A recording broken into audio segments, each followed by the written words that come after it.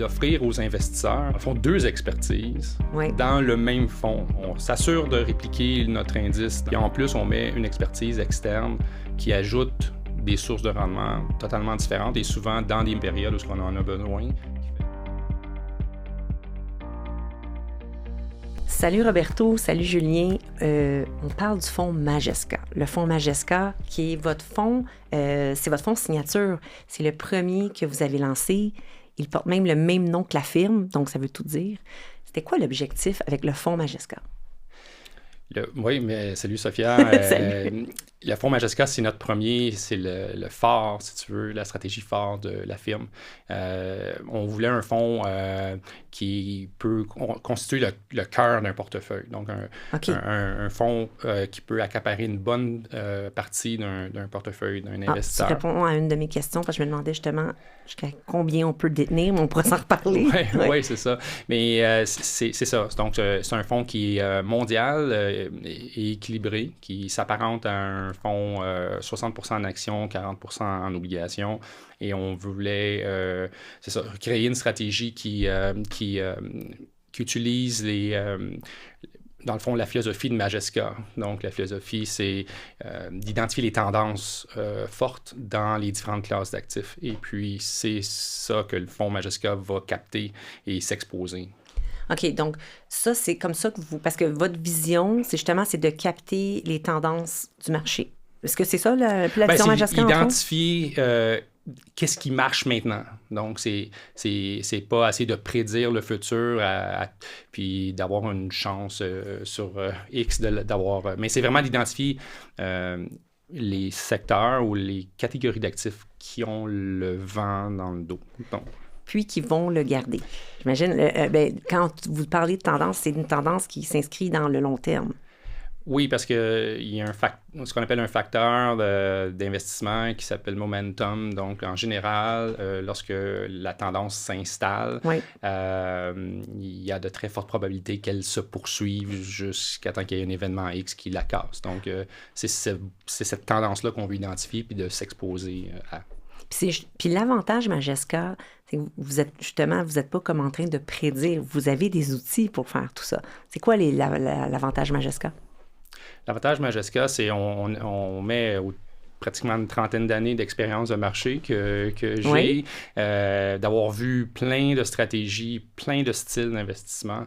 Puis vous savez, en investissement, si tu minimises le nombre d'erreurs que tu fais, tu vas être en avant de la moyenne. Donc, pour nous aider à minimiser nos erreurs, on a développé à l'interne un outil qu'on appelle MLab, donc Majesca Lab, qui nous permet d'identifier les différentes tendances qu'on parlait tantôt. Il y a plusieurs composantes à ça, mais bref, c'est de savoir qu'est-ce qui se passe maintenant, qu'est-ce que le marché récompense, puis d'aller là jusqu'à temps que la tendance se termine. Se termine, puis voilà. Puis ce que j'avais trouvé intéressant aussi au départ quand on se parlait, c'est que il y a une humilité aussi qui existe de dire que vous avez décidé d'aller chercher aussi une expertise qui se combine à la vôtre, qui est, je pense, c'est Nimbus Capital, Julien, que vous avez comme collaborateur. Pourquoi avoir fait ça? Pourquoi s'être tourné vers Nimbus Capital? Oui, avant de parler un peu de Nimbus Capital, peut-être faut expliquer un peu comment le fonds Majesca est construit. Donc, le fonds Majesca, le but, c'est ça, comme Roberto l'a expliqué, que ça soit le cœur d'un portefeuille, donc un fonds balancé 60-40. Et puis, au travers du temps où on a géré le portefeuille, on a découvert que nous, on a vraiment une envie de rester proche de l'indice tout de même. Donc, c'est le cœur d'un portefeuille. On ne veut pas avoir trop de risques puis trop diverger d'un indice de référence. Et aussi, ajouter un peu de rendement là, pour les investisseurs, ajouter du rendement par-dessus l'indice. Donc, comment on a fait ça? On s'est dit, on va créer une stratégie qui va répliquer les rendements de l'indice. Et puis, on va peut-être le toucher un peu plus tard, mais on est capable de le faire d'une manière efficiente au niveau du capital. Tu peux peut-être nous le dire maintenant, vu qu'on est dans le vif du sujet. Je suis dans une bonne lancée. Donc voilà, on le fait d'une manière qui est efficiente au niveau du capital. Donc la réplication des rendements de l'indice nous laisse des dollars qu'on peut investir pour ajouter des rendements dans des stratégies qui ne sont pas corrélées à l'indice. Donc d'autres sources de rendement que ceux qui deviendraient traditionnellement de l'indice. Et puis, Nimbus Capital est un très bon exemple de ça. Eux ont un historique de rendement, on les a découverts, en fait, Roberto les a découverts, puis on a vu que leur stratégie qui s'appelle GMV, ouais, Global Minimum Variance, s'intègre très bien dans le portefeuille. Donc, il y a une faible corrélation avec notre stratégie de réplication de l'indice. Donc, elle va ajouter des rendements dans des moments où tu en as besoin. Dans des moments où les marchés peuvent être turbulents, par exemple, en 2022, où les marchés ont été un peu plus turbulents. Là, tu es content que ça ne soit pas corrélé. Absolument. Tu es content de l'avoir, cette stratégie-là. Donc, c'est un très bon ajout au portefeuille. Ça, c'est un de vos avantages aussi d'être allé chercher. En plus de votre outil, puis l'outil MLab qu'on a déjà parlé, peut-être tu peux nous en parler à nouveau, juste nous rafraîchir la mémoire de comment l'outil MLab vient s'appliquer là, dans l'outil MLab, comme Julien vient de le dire, nous permet de créer une stratégie de réplication de l'indice qu'on veut suivre. Donc, on ne peut pas juste acheter l'indice et dire ça va être quoi la valeur ajoutée qu'on va donner. Exact. Donc, la façon qu'on l'a construit, la stratégie pour répliquer l'indice, comme Julien vient de dire, va nous permettre d'ajouter d'autres sources de rendement. MLab fonctionne pour tester plein de choses. C'est là qu'on le gros du travail vient de l'équipe. C'est si on met tel élément supplémentaire, ça ajoute-tu de l'alpha? Est-ce que notre réplication est correcte? Elle est constante dans le temps? Ça, c'est bien important aussi parce que les cycles de marché changent. Donc, il faut appliquer une stratégie qui est capable d'émuler ces cycles-là puis de s'adapter aux différents cycles. Avec MLab, on est capable de le faire. Vous arrivez à faire ça. Oui. Mais avec l'architecture qu'on a mis en place, entre autres avec Nimbus, je les ai découverts il y a 2 ans. Ils ont la même philosophie que nous en termes de quantitatif, d'intelligence artificielle. Ils utilisent plusieurs algorithmes eux aussi. Comme donc, nous. Très innovant. Très innovant. En fait, c'est une des rares firmes, même à Montréal même, Nimbus, il faut le dire, c'est une jeune pousse québécoise qui ont 10 ans d'existence, nous on en a 3, mais on essaye avec Majesca, moi j'ai toujours eu ma philosophie, si du talent à Montréal en termes de gestion de portefeuille, mais pourquoi qu'on fait pas on s'aide pas dans le fond. Mais, Roberto, c'est une de tes belles qualités, tu sais bien t'entourer, autant que par ton équipe que même à l'extérieur, tu as l'unité, toi, tu te dire, le talent, j'aime ça me coller à ça. Juste, si quelqu'un fait quelque chose d'innovant puis performant puis que moi j'ai pas le talent pour, on va travailler ensemble puis fait que, dans le fond, le fonds Majesca, si on revient à l'idée du fonds, c'est d'offrir aux investisseurs dans le fond 2 expertises dans le même fonds. Donc on s'assure de répliquer notre indice dans ce cas-ci du 60-40, puis en plus on met une expertise externe qui ajoute des sources de rendement totalement différentes et souvent dans des périodes où on en a besoin, qui fait que... il y a comme une stabilité que vous allez chercher. On ajoute de l'alpha. L'alpha, c'est l'excédent par-dessus. Merci, j'allais te demander. J'essaie de faire attention par rapport à l'indice. Donc, c'est d'ailleurs ce que les investisseurs recherchent le plus. On a des statistiques maintenant, on le voit, là, 80% des gestionnaires de portefeuille actifs, on n'arrive pas à battre les indices. Donc, on s'est dit, nous...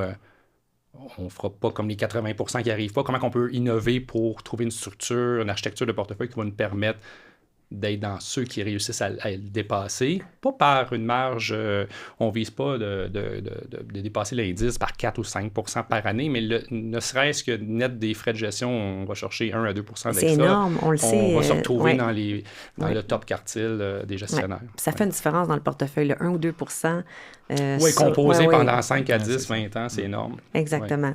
Tu le veux, cette différence-là qui est très difficile à chercher, mais que vous avez toute l'expertise derrière, justement, pour aller chercher ça. Exact. Puis d'ailleurs, je pense qu'un exemple qui parle très fort, que j'avais retenu quand on s'est parlé pour le fonds Majesca, c'est que ton cofondateur et toi-même avez mis une bonne part de vos avoirs personnels, de votre portefeuille personnel, dans le fonds Majesca. Ça, c'est tout un gage de confiance. Ça parle fort. Pourquoi vous y croyez tant, Roberto? Parce que, justement, les solutions qui sont disponibles, il n'y a pas de solution comme ça de disponible aux investisseurs. Donc, mon partenaire, qui est un investisseur, a dit, si on est capable de construire une stratégie qui fait ça, moi, ça me parle beaucoup. Et puis, on voulait démontrer aux investisseurs aussi qu'on est avec eux dans le sens que il y a une portion importante de mon avoir et de son avoir dans cette stratégie-là. Donc, il faut que ça marche parce que pour nous, c'est important en termes de notre répartition d'actifs personnels. Donc, j'imagine que pour un investisseur, c'est rassurant parce qu'il dit, OK, si les fondateurs ont leur propre argent de façon importante... Là, ils vont le prendre à cœur.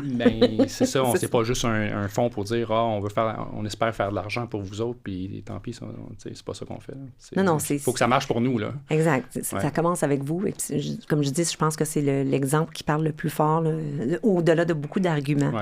D'ailleurs, une des choses que tu viens de dire, c'est que tu voulais, comme c'est une stratégie qui n'était pas offerte ou qui est différente, puis c'est pour ça que ton cofondateur, ça l'intéressait, c'est que le fonds Majesca, c'est un fonds qui, habituellement, une stratégie qui est offerte aux institutionnels.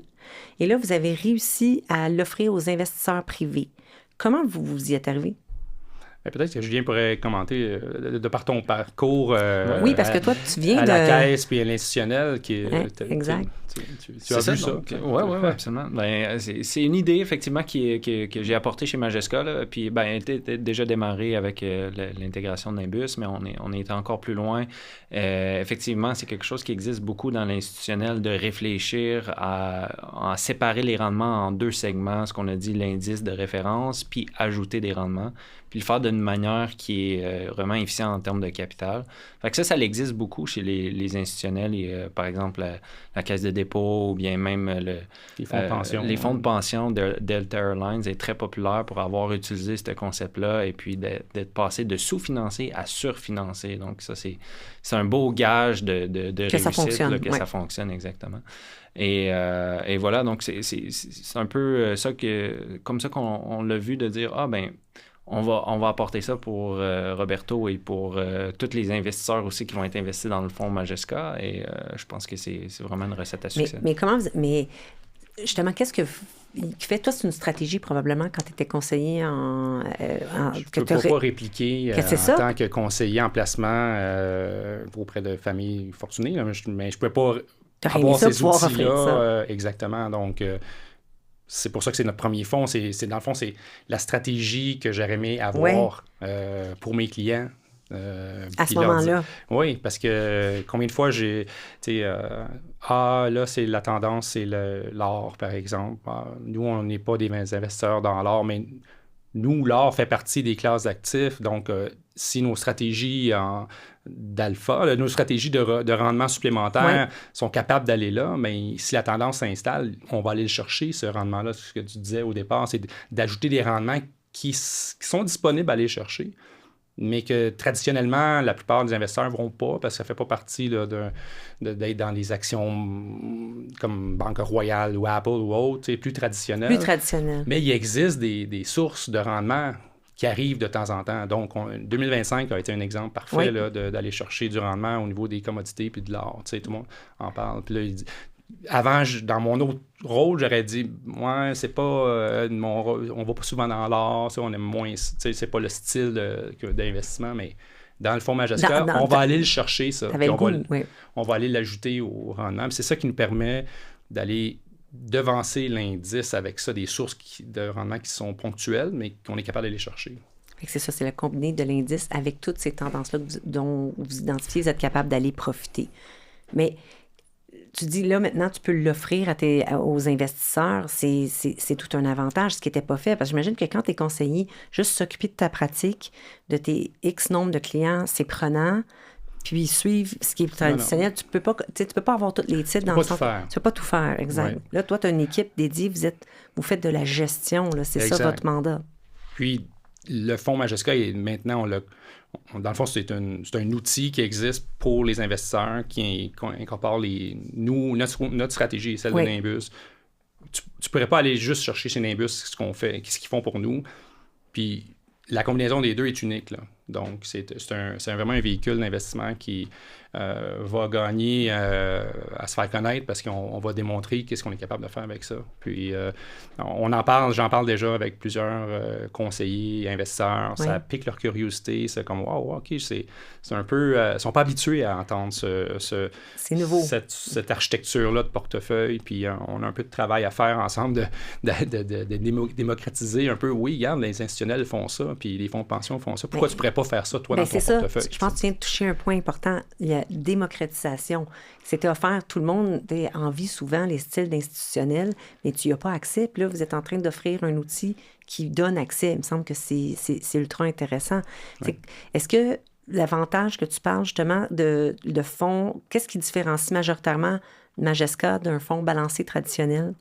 C'est cette architecture-là qui est différente. C'est d'aller chercher aussi une double expertise. Bien, c'est les 2 points que tu as dit, parce qu'un fonds traditionnel balancé va essayer de répliquer l'indice, moins les frais, il y a des très fortes probabilités qu'il va se retrouver en bas de l'indice. Puis, nous, ce qu'on dit, on va livrer l'indice, on va s'assurer de le livrer l'indice, puis en allant chercher ces sources de rendement additionnelles-là, que ce soit à travers Nimbus, en est une des sources, puis nous, on en ajoute une autre aussi, mais ces 2 sources-là vont venir compenser les frais et additionner du rendement supplémentaire. Donc, on ne dit pas qu'à chaque année, ça va battre les indices, mais la probabilité est élevée qu'on puisse livrer ça année après année, peut-être, je sais pas, 8-9 années sur 10, mais tu sais, on le voit par les résultats qu'on obtient en rétrospective là, avec vos analyses. Oui. Puis, Roberto, tu l'as un peu mentionné, c'est peut-être, ou Julien, c'est toi qui peux me répondre, mais on peut détenir, vu que c'est un fonds qui est balancé, est-ce qu'on peut en détenir une bonne portion dans notre portefeuille? Oui, absolument, parce que dans le fond, c'est un fonds. Dans le fond, c'est un fonds, c'est la même chose. Mais on l'a dit tantôt, c'est un noyau important. On ne sera jamais loin là, de... C'est pas un fonds qui essaie de... C'est pas un fonds niche, là. Une niche, là, une année sur 3, ça va marcher. C'est pas ça le but, là. Ça fait que c'est d'être là tout le temps. Et oui, ça peut accaparer une bonne partie d'un portefeuille. Okay, si on est, pour ceux qui nous écoutent, là, vous aimez ce que vous entendez, bien, sachez que c'est ça. Ça peut venir compléter ou venir prendre une bonne partie de votre portefeuille. Donc, Roberto, si on a à retenir une ou 2 choses du fonds Majesca, qu'est-ce que tu aimerais que ça soit?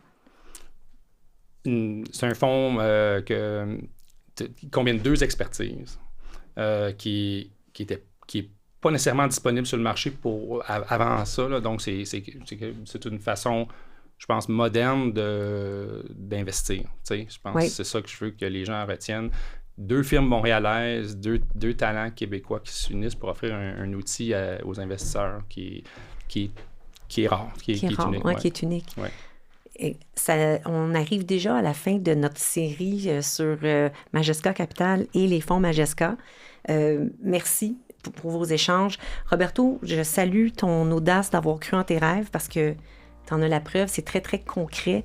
Et j'adore mais ici au Québec, c'est comme on repense la finance avec d'une façon innovante. Tu l'as dit, avec des outils dans le fond, puis vous offrez des fonds qui démontrent qu'on peut investir autrement et intelligemment. Moi, ça me parle beaucoup. J'espère que les gens qui nous ont écoutés, c'est sûr qu'ils vont retenir qu'on a un gestionnaire cofondateur passionné et visionnaire, qui est entouré d'une équipe dynamique, agile et surtout une équipe où vous êtes accessible, qui est un fait rare dans l'industrie, d'avoir accès aux gestionnaires, d'aller pouvoir échanger sur votre vision puis la façon de faire des choses. Et puis aussi que vous avez retenu que vous avez 2 offres de fonds très intéressantes qui peuvent compléter votre portefeuille existant. Alors, je vous dis merci d'avoir été à l'écoute, puis au plaisir. Merci, Sophia. Merci. Si vous désirez savoir comment le fonds Majesca ou le fonds Écovision peut s'intégrer dans votre portefeuille de placement ou celui de vos clients, contactez Majesca Capital dès maintenant. Les informations présentées dans ce balado sont fournies à titre informatif seulement et ne constituent pas une recommandation ni une offre d'achat ou de vente de titres. Les opinions exprimées reflètent la vision des intervenants au moment de l'enregistrement et peuvent changer sans préavis. Les fonds mentionnés peuvent ne pas convenir à tous les investisseurs. Les performances passées ne sont pas indicatives des rendements futurs. Pour toute question sur les fonds Majesca, veuillez consulter votre représentant en placement ou visiter www.majesca.com.